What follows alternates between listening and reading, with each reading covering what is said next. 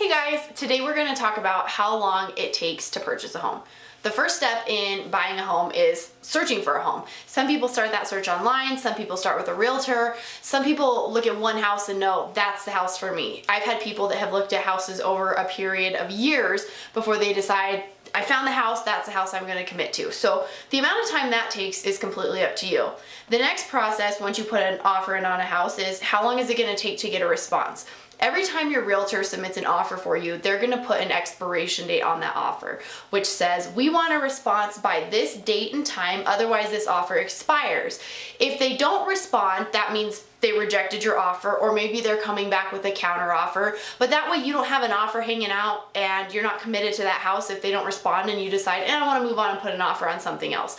Usually, I put a couple days in that time period because sometimes people have different work schedules. You don't know when they'll be able to get together to discuss it with their realtor. I usually give people like 2 or 3 days. There's different strategies to that depending on what situation you're in. Sometimes you know it's a multiple offer situation. You might not want to give them as long because you don't want to give them time to get other offers or better offers if that house is getting a lot of attention. So that number could change, but I would usually say in 1 to 3 days you want to have a response from them. And then if you counter back and forth, that could take a couple days longer depending on how many times you go back and forth. Now, once you come to an agreement on a price where the buyer and seller have said, yes, these are our terms, this is what the house is going to be bought and sold for, then everything's going to go to your lender and your title company and your lender's underwriters, and that process takes 30 to 45 days if there is a loan involved.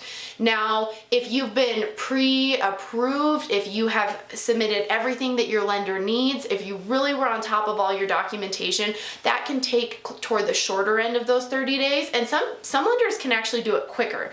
Now, if you're still getting documents, if he needs paycheck stubs, or if your lender needs paycheck stubs and you get them to him, they say, hey, I need those today, and you get them to him a week later, that could slow down your process. So that might make it take longer. Now, the other thing that could come up is your appraiser, when you're the buyer, is going to go look at the property, and he might say, hey, this roof is in bad shape. For the bank to loan on this property, the bank's going to say, you either have to have a roofer certify that roof and say, this roof will last for a couple more years, whatever their requirement is, or maybe that roof needs to be replaced before the bank will grant the loan.